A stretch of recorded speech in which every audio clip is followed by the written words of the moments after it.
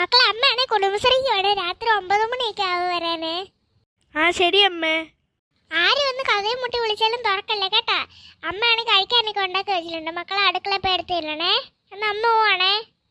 ആ ശരി അമ്മ, ടാറ്റാ. ടാറ്റാ. മക്കളെ അച്ഛൻ ഇന്ന് 7 മണിക്ക് വരുന്നുണ്ട്. അച്ഛന്റെ സൗണ്ട് ആണെങ്കിൽ മാത്രമേ തുറക്കാവുള്ളേ. ആ ശരി അമ്മേ.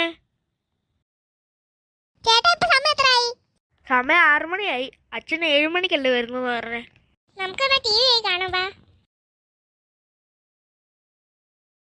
അയ്യോ ടിവിയുടെ പ്ലാൻ കഴിഞ്ഞല്ലോ. ഇനി എന്ത് ചെയ്യും? ബാ നമുക്കത് മുറിയിലെങ്ങാനും പോയിരിക്കാം.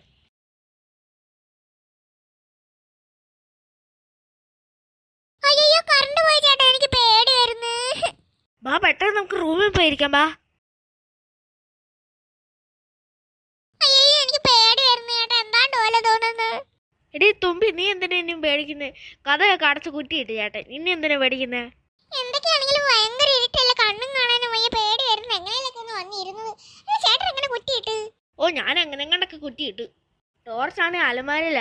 എനിക്ക് പക്ഷെ അവിടെ പോകുമ്പോ കണ്ണൊന്നും കാണത്തില്ല, അതുകൊണ്ട് ഞാൻ അങ്ങോട്ട് പോയില്ല. മക്കളെ കഥ ഓർക്ക് അച്ഛനാ. കേട്ടിട്ട് അച്ഛന്റെ സൗണ്ട് പോലെ തോന്നുന്നല്ലോ. എടി ഞാൻ പെട്ടെന്ന് കഥ പറഞ്ഞിട്ട് വരാവേ. ആ ശരി ചേട്ടാ, പെട്ടെന്ന് പറഞ്ഞേ.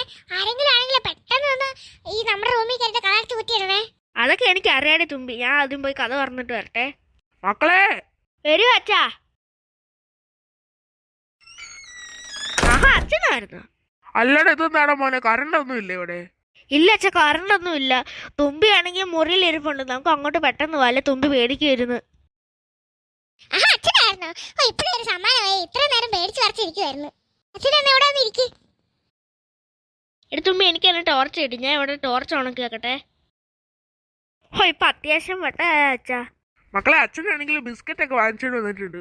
അതാണെങ്കിൽ ഹാളിൽ ഇരിപ്പുണ്ട്. അച്ഛൻ അവിടെ വെച്ചിട്ടാ വന്നെ. അത് കറണ്ട് വന്നിട്ട് മതി അച്ഛാ. മോനെ കണ്ട എപ്പോഴാ കറണ്ട് പോയേ?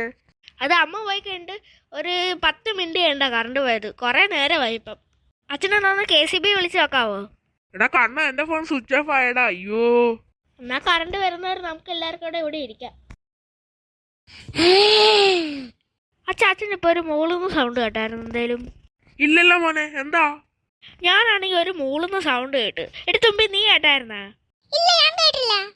ചിലപ്പോ അങ്ങനെ മൂളുന്നത് ചിലപ്പോ മോനെ തോന്നിയതായിരിക്കും. ആ എനിക്ക് തോന്നിയതായിരിക്കും എന്നാ. എടാ മോനെ, നീ പറഞ്ഞില്ലേ മൂളുന്ന സൗണ്ട് കേട്ടെന്ന്? അത് കണ്ട് ഞാൻ ഇപ്പൊ വേറൊരു സൗണ്ട് കേട്ട്.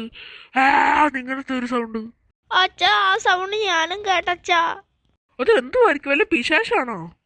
തുമ്പി നീ എത്ര നടന്നിട്ട് ഒരു കുഴപ്പമില്ലല്ലോ നിനക്ക്? എനിക്ക് ആ കൂടെ പേടിയാകുക. ഞാൻ മുമ്പേ സൗണ്ട് കേട്ടോ, ഞാൻ പിന്നെ പറയാതിരുന്നതാ. എനിക്ക് ആ കൂടെ അങ്ങ് പേടി വരുവാ. അപ്പൊ അച്ഛൻ വന്നില്ലായിരുന്നു നമ്മൾ എന്ത് ചെയ്താലും ഇവിടെ പേടിച്ച് വരച്ചിരിക്കണ്ടായിരുന്നോ? ഓ അച്ഛൻ വന്നോണ്ട് എനിക്ക് അത്രയും പേടിയില്ല. എന്തൊക്കെയാണെങ്കിലും നല്ല ഭയമുണ്ട് എനിക്ക്.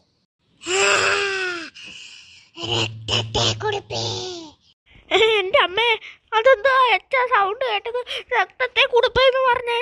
ഞാനും കേട്ട് കണ്ണാ. എന്തായാലും ആരായിരിക്കും ഇത്ര നേരം കൊണ്ട് മൂളുന്ന ഈ പറയുന്നതൊക്കെ? ആരാണാവോ? ആളെ കാണുന്നില്ല, സൗണ്ട് മാത്രം കേൾക്കുന്നുള്ളൂ. അച്ഛൻ എനിക്ക് തോന്നുന്ന പോലെ പിശാചോ പ്രേതോ ആണെന്ന്. അല്ലാതെ ആരെ ഈ സമയത്തൊക്കെ ഇങ്ങനത്തെ സൗണ്ടൊക്കെ ഉണ്ടാക്കി നമ്മളെ പേടിപ്പിക്കുന്ന? മോനെ അച്ഛൻ പോയി നോക്കിയിട്ട് വരണം ആരെ സൗണ്ട് ഉണ്ടാക്കുന്നത്. ഓ അതൊന്നും വേണ്ട അച്ഛാ. അച്ഛൻ ഇവിടെ തന്നെ ഇരി. ഞങ്ങൾക്ക് അച്ഛൻ പോയാൽ ഭയങ്കര പേടിയാവും. എടാ മോനെ, പിന്നെ ആ ചളിച്ചക്കളഞ്ഞികള് ഇങ്ങനത്തെ സൗണ്ട് കേൾക്കുന്നത് എന്തോ നാടാ? അത് പിശാചാന്ന് തോന്നുന്നല്ലോ. ഓ എത്രയും പെട്ടെന്ന് അമ്മ ഒന്ന് വരുവാണെങ്കിൽ സമാനമായേനെ. അച്ഛനൊന്ന് അമ്മയൊന്ന് വിളിച്ചു നോക്കിക്കേ. എടാ മോനെ, ഞാൻ മുമ്പേ പറഞ്ഞില്ല അച്ഛന്റെ ഫോൺ സ്വിച്ച് ഓഫ് ആയെന്ന്. ഓ ഫോണിന് സ്വിച്ച് ഓഫ് ആയ കണ്ട സമയം. അയ്യോ എനിക്ക് പേടി വരുന്നേ. അയ്യോ നാട്ടുകാരെ ഓടി വരണേ. പേടിക്കണ്ട മോളെ, അച്ഛനല്ലേ ഇവിടെ. അയ്യോ അതെന്തോ നമ്മുടെ മുറിയിലെ കഥ തല്ലി പൊളിക്കുന്ന സൗണ്ടല്ലേ കേൾക്കുന്നേ? അച്ഛ എനിക്ക് പേടി വരുന്ന അച്ഛ. അയ്യോ